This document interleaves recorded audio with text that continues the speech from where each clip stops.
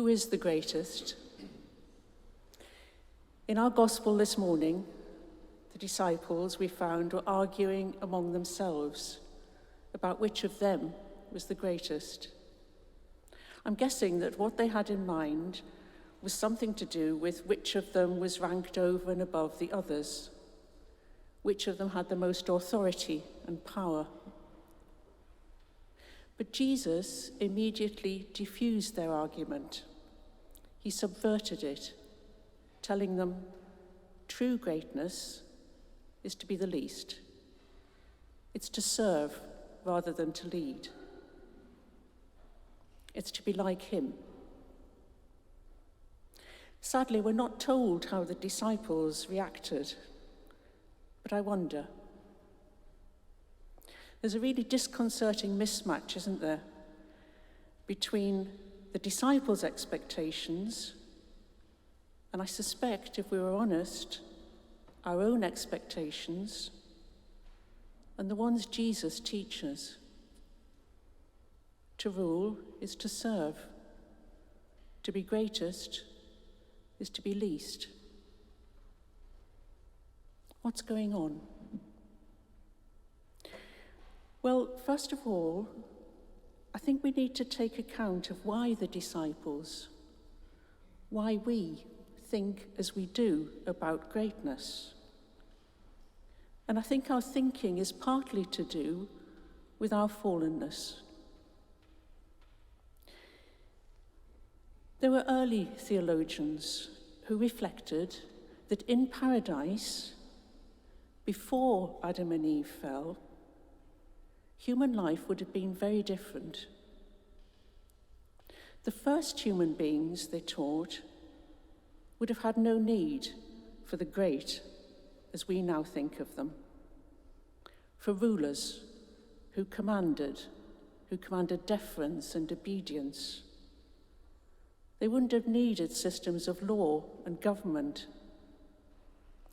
Instead, the first human beings would have simply led peaceful lives. They often imagine them as shepherds. But most importantly, they would have had a direct knowledge of God and an intuitive obedience to him. But then, as we know, having turned away from God, proudly thinking they were self-sufficient and they didn't need him, they fell. And their knowledge of God was darkened, and they were no longer able to obey him.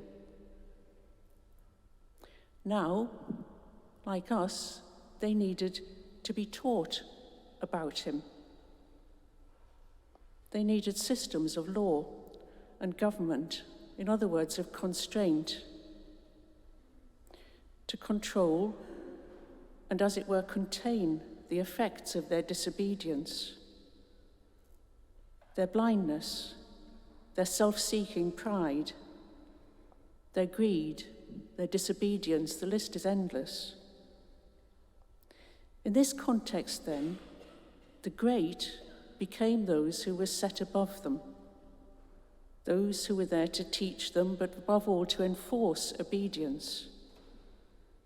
Kings, prophets, lawgivers.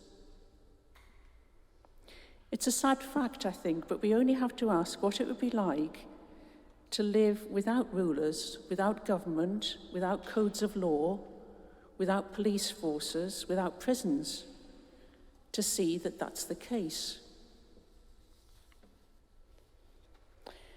But there's a flip side to all this, thank goodness.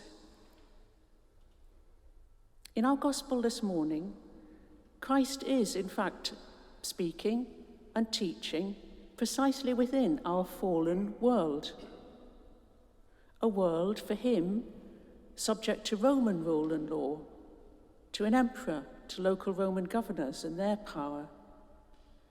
But he still insists that to lead is to serve.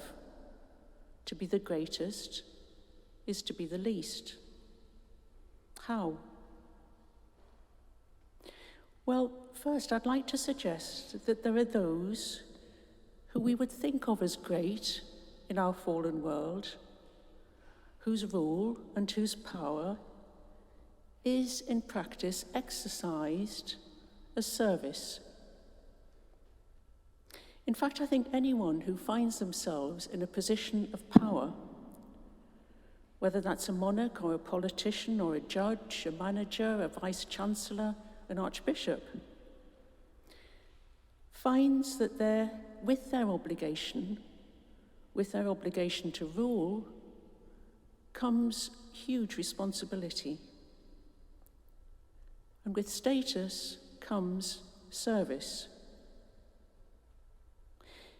In fact, the subversive truth that to be the greatest is to be the least is, I think, often borne out by those human beings who seem to hold the most distinguished jobs and roles, but who are also distinguished by their humility and their desire to serve. That seems to be especially the case for those who find themselves holding jobs and positions they haven't in fact sought out for themselves. They're ones to which they've been called, to which there's a vocation. And these are by no means easy or comfortable jobs, but more often than not, challenging, exhausting, self-sacrificing jobs, taken on in obedience and in trust and hope. I'm sure you can all think of examples. The first one that came to my mind was the late Queen, who dedicated her life to decades of service for others, with a strong sense of vocation and duty.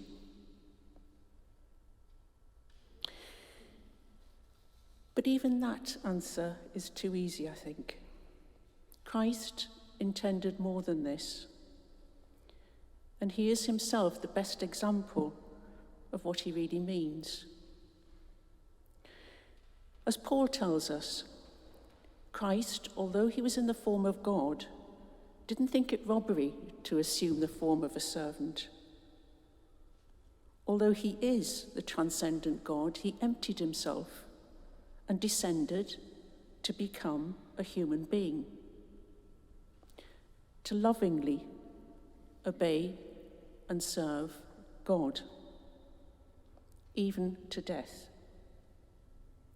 In other words, in all aspects of his human life, Christ is a model and an inspiration for us of what a truly human life, lived in relation to God, should and must be. I said that Christ came to lovingly obey and serve God. And I think it's here that we find the answer to his seemingly impossible and subversive teaching that to rule is to serve, to be the great is to be the least. The answer, the reason, is found in love. And that's because love, like the will of the first human beings before the fall, can only act intuitively. Love can't be calculated, can't be deliberated, doesn't weigh up the pros and cons. We love because we can't not love. And love is never proud or self-regarding or self-serving. It's always humble, self-effacing, directed towards the other. It's only by acting in love, I think, that we're truly free. Because when we act in love, our actions aren't a matter of serving a ruler or of obedience to rules and laws motivated by a fear of punishment, but a freely willed, wholehearted obedience. But most importantly, love, like our creation itself, is something we're given. It's a grace, a gift of God. To love is to serve and to be the least. But it's not so much a subjection to anyone or a giving up of anything. In reality, it's a way of receiving, of embracing, of holding fast to God, who is the source of our being. It's a holding fast to what we were created to be, in true freedom. Anyone who loves truly knows this. They would willingly die for the one that they love. I'd like to suggest then that this is what it is to be truly great. It's to serve, to be the least, to love and to serve and be subject to God, our Creator and Redeemer. To him be all glory, honour and power, now and to the ages. Amen.